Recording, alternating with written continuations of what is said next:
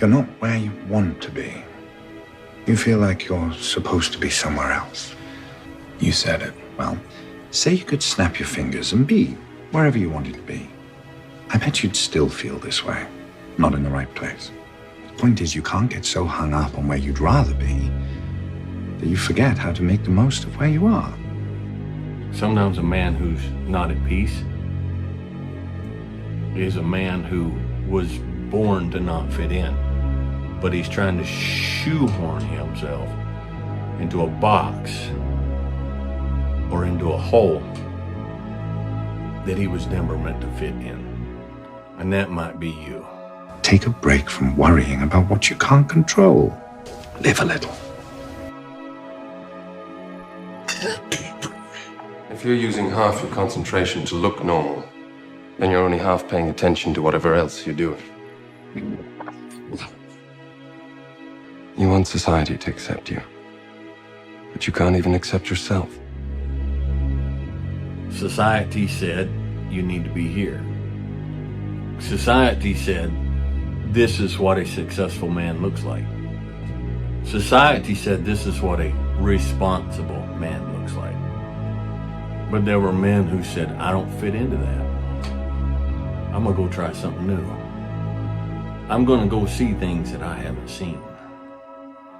I'm gonna go do things I haven't done. I'm gonna smell smells that I have never smelled. Let me give you some advice. Never forget what you are. The rest of the world will not. Wear it like armor. And it can never be used to hurt you. All right, know who you are. Know if you're meant to walk shoulder to shoulder and line to line with a group of other men. And if you are, great, wonderful, do it, be the best at it. But if you're not, don't search for a destination. The trip is the destination. The journey is the goal. The journey is the goal. I just don't see the point. In what? There is no point. Or at least big picture, we don't get to know what it is. Why we live, why Megan lost the baby, why that girl killed herself. It's the idea you have that there's a way to be safe. It's childish and cowardly. It stops you from experiencing anything, including anything good. So I'm not saying that if you're depressed that it's in your head. I believe that you're putting it in your head. And I believe that you could fix this by your mouth. Start by taking actions and taking accountability for what you are saying. So there's two wolves, Andrew. One's chained up in the dark, one's chained up in the light. Which one lives? Yeah, absolutely, the one in the light. The one you feed. Interesting. So I could feed the one in the dark all day and it's gonna live, and the one in the light's gonna die. Music, what you watch, what you eat, who you hang out with, it's all feeding. Feed into your ears, you feed into your eyes, you feed into your mouth. So if you fast from certain foods because you know that they're not good for you, why wouldn't you fast from certain music? Why wouldn't you fast from certain things? People whose intentions I don't align with or whose worldviews I know are corrupted by evil, I'm not gonna listen to them. Every word that comes out of my mouth is self-hypnosis. And it's the same for everybody watching this. Every single word you speak is self-hypnosis. Every single thing you say out of your own mouth is almost more important than the things you hear from other people. Amen. You can't be sitting there saying, I'm depressed. I got a generational curse. I'm unlucky, bro. You can't be saying these things because you're reaffirming them within your mind. No, Arthur told you to apologize. Polly told you to compromise. He chose not to listen to Mr. Apologize or Mrs. Compromise. And now I've got an Italian walking around my backyard saying he's going to kill my brother. So what do we do, John? Do we apologize or do we compromise? So should he apologize in Italian or in English? Or should we ask them which fucking language they'd prefer? I'm not clear. And the only way to guarantee peace is by making the prospect of war seem hopeless. If you apologize once, you do it again and again and again, like taking bricks out of the wall of your fucking house. Do you want to bring the house down, Arthur? No. If you're soft on rebellion, it'll grow. What is soft on rebellion? You did the right thing, John. You don't think I feel bad enough already? I know I'm messed up, but you're supposed to teach me how not to be. You know how. Stop waiting for life to be easy. Stop hoping for somebody to save you. You don't need another person lying to you. Things don't all add up. But you're resilient. Face some hard facts and you could have an incredible life. So what would you say the biggest deception was? What was the biggest lie you were told? It's not that simple. Why not? No, that's the biggest lie I was ever told. And it's a lie they tell you over and over again. So what's the truth? That it is. That if you just do the thing that they tell you you can't, then it's done. And you realize it is that simple. And that it always was.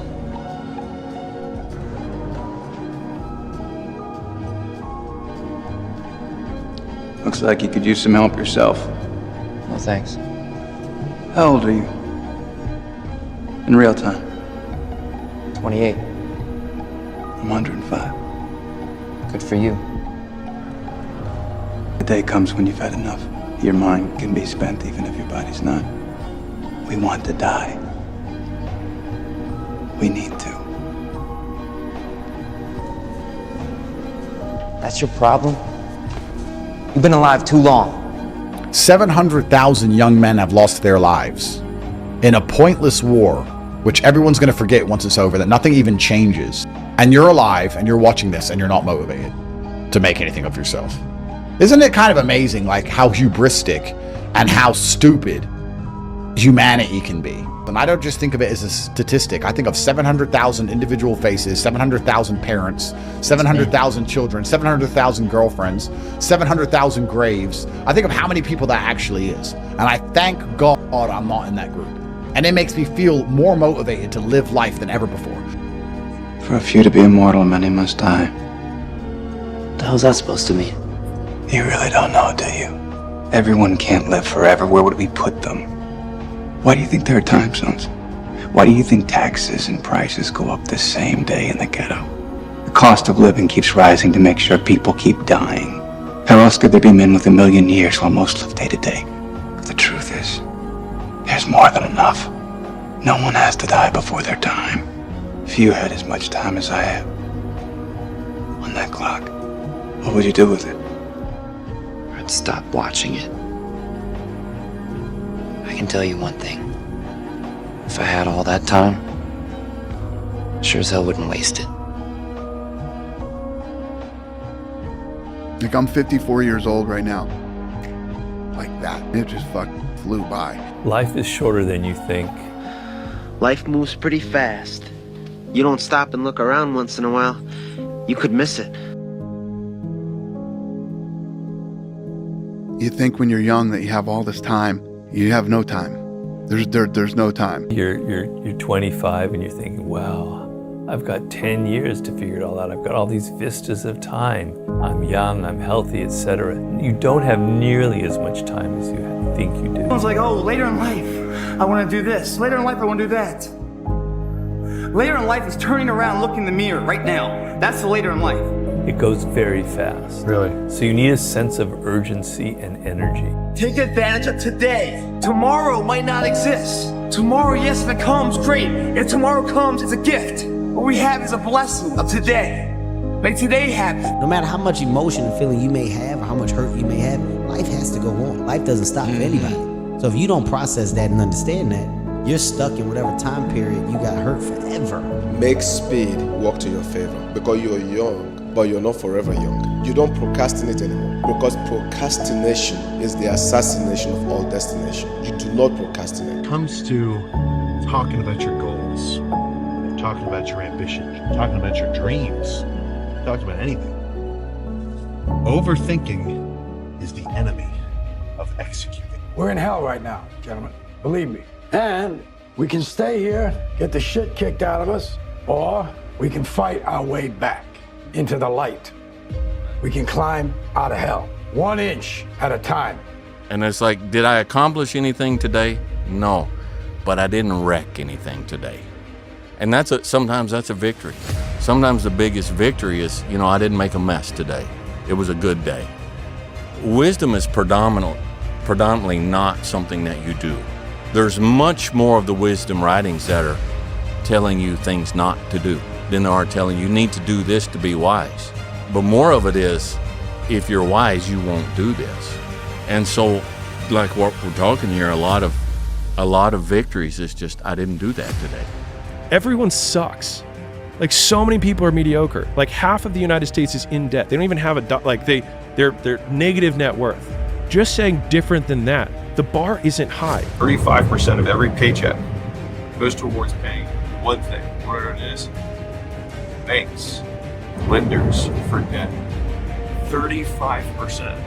That's because people don't think about their mortgage as debt. They don't think about their car payment as debt. They don't think about their credit cards as debt. There's a reason that banks are 100+ years old.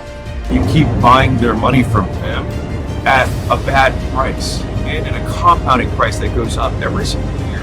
And most people don't do the math on compounding, but like right now, so many people are trying to get 10%, 9% returns in the stock market. Credit cards 24% against them.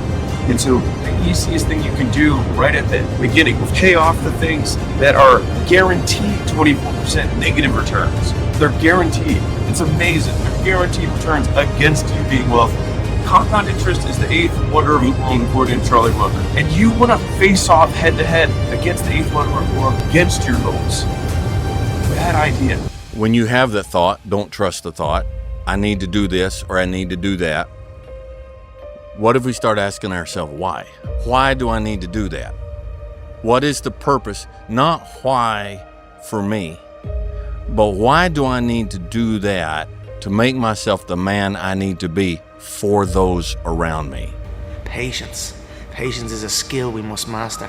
Patience is one of the most valuable skills a human being must master. We want to feel good in the moment. And we think that everything should happen in the moment. But the truth of the matter is, anything worth having takes time.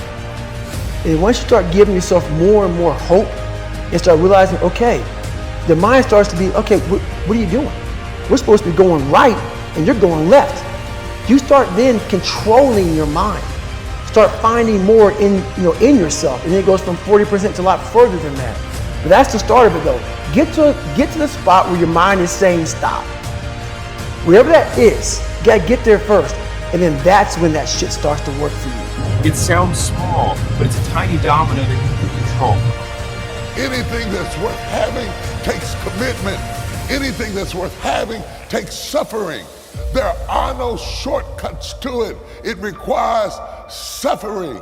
Like we all have these things about, 5 steps to this and 4 steps to this. It's a lot more than that. That's all bullshit. It's a practice that you have to, it's a habit. It is not just patience that I'm teaching about this morning. You can have patience and still not have the ability to have delayed gratification. If you have a $200 pair of Jordans that you really want to buy, now you might want to buy them today, and let's say you're 25 years old. You're like, I deserve these, I worked really hard for it. That $200 invested just in the S&P 5 between now and the time you retire, do you want to know what that actually is? Yeah, a $200 pair of buying that $200 pair of shoes when you were 65, it could be over $6,000 if you just invest in the S&P. So if you would buy those shoes for $6,000, then maybe don't buy them today for $200. I want you to write this down. Patience plus strategy equals gratification. If you have patience and you don't have a strategy, you're just waiting. But when you know you're waiting with a strategy in mind, ultimately it will lead to gratification because you are not waiting because you're tired or because you procrastinate or because you're lazy or because you don't care. You're tired on schedule. You are waiting on schedule. A lesser car on schedule because you got a bigger vision than a car. When you buy Jordans, there's no upside. That money is gone. It's just $6,000 that it could have been something that's just going to be zero. And that's a big loss when you do it over and over and over again. Right? Like $6,000, $7,000. It doesn't take a lot of those to add up to $1 million. 130 of those purchases is $1 million. You probably do that in a couple of years. If you determine to be a studious individual and knowledgeable, you will be knowledgeable. If you determine to be rich, you'll be rich. Everything is in your control. And I don't know about you, I would rather be underestimated for how much money I got. And so the real question is, do you want to look rich or do you want to be rich? And I think a lot of you guys, if I'm being honest with you, yourselves want to look rich. You want people to give you dabs for being rich. You don't actually want to have this security. Me, I'm actually very risk averse. I hate the feeling of needing money. I hate the feeling of needing money more than you do. That's why I did everything of my life, so that I wouldn't have to feel that way. Real talk. Our problems today center around the fact that we have a tendency to buy our wants and beg our needs because we can't wait for it. We spend years in the wilderness of adversity rather than walking into the land that flows with milk and honey because we lack the ability to have delayed gratification. Any goal that you're going after, whether you're trying to lose weight or whether you're trying to build wealth or whether you're trying to start a ministry or whether you're trying to build a marriage or whether you're trying to open up a business, you have to have delayed gratification. The company, when I found out that some of the highest earners were living paycheck to paycheck, I talked to more of you about this. I really wanted to figure out what it was. And so what was interesting about it was that the people who were the wealthiest, the ones who had the most saved up, the most invested, were not often the highest earners. Again, it's this misconception that people think that who make a lot of money have a lot of money. And oftentimes that's not the case at all. Broke people and successful people are both self-made, but only the rich and successful will admit it. You can do what you put your mind to. And if you continue to put your mind to it, the game opens up new levels. Expand yourself. Take yourself out your comfort zone. Do not live in your bubble. Comfort zone, that's where you will fail. Success is not a comfortable procedure. It is a very uncomfortable thing to attempt. So you got to get comfortable being uncomfortable if you ever want to be successful. If you're good at something, never do it for free. If you're earning enough money and they have the right habits, being broke is a temporary status. You got more car than you got money. You got more car than you got house. You got more car than you got college tuition for your children. You got more car than you got savings. You got more car than you got mutual fund. You got more car than you got church. Remember, we were in West Virginia. We bought our first really nice home, and we were entertaining a couple, and they made fun of our car. And they said, "You can't drive this kind of car up to this kind of house." He said, "You need to get rid of this rust bucket." I said, driving this kind of car is what got me this kind of house. I drove the car. I knew it looked bad. I know it was kind of rusty. I knew it was old. I knew it was about 12 years old, but I was driving it for a reason. It was part of the strategy. See, Jesus said, if you suffer with me, you'll reign with me. He does not disconnect the continuity between suffering and reigning. He said you can't just leap into reigning without going through suffering. Suffering justifies the reign. To understand that suffering, sacrifice, connects to everything else, that it is an equation to success, you accept it as a necessary ingredient to get to the top. Why? Because most people are not willing to do it. Most people are not willing to put in the extra mile. Most people are not willing to put in the extra necessary labor. They're not willing to invest in themselves. They're not willing to go through the sacrifice or the potential loss. I have learned the things that come quickly do not last. Your habits are destroying your harvest. The time is necessary. It is not just God holding back things from you. It is God giving you an opportunity to build up, to be able to withstand the harvest that He's getting ready to drop on you. The harvest that God has for you is so big that He has to break your habits. you can do two things. You can run and fucking hide, curl up in a ball, and let the world just fucking beat you to death. Or you can dig your fucking heels in. You figure out how to, you have to figure out yourself, and then you dig in and you fight. But when it's all said and done, you and I are gonna end up in the same place. We're gonna end up in the grave. So how risky is life? It's super risky. We're gonna die, all right? That's the end game. So what is there truly to lose? Nothing. You have to know, not fear. Know that someday you're gonna die. It's only after we've lost everything that we're free to do anything. You're gonna lose your mother. You're gonna lose your father. You're gonna lose animals and humans that you love. It's going to happen. You're gonna lose money, and at the same time, people are also gonna hurt you even though you don't even know what you did wrong. Things like this are going to happen in this lifetime. Hey, Tyler! Damn it, Tyler. What do you want? Want to know what you're thinking. Fuck what you know. You need to forget about what you know. That's your problem. Forget about what you think you know about life, about friendship. Guys, what do you wish you'd done before you died? Paint a self-portrait. Build a house. And you? I don't know. Nothing. Come on, get in the right. You have to know the answer to this question. If you were to die right now, how would you feel about your life? I don't know. I wouldn't feel anything good about my life. Is that what you want to hear me say? Fine. Come on. Not good enough. Stop fucking around. Tyler! Jesus Christ. God damn it. God damn it. Hitting bottom isn't a weekend retreat. It's not a goddamn seminar. Stop trying to control everything and just let go. Let go! To wait for better times to come where the world will be completely in peace and you can walk peacefully over the street, never having the fear that somebody's gonna come and do something to you. It's not gonna happen because the world is just the way as it is.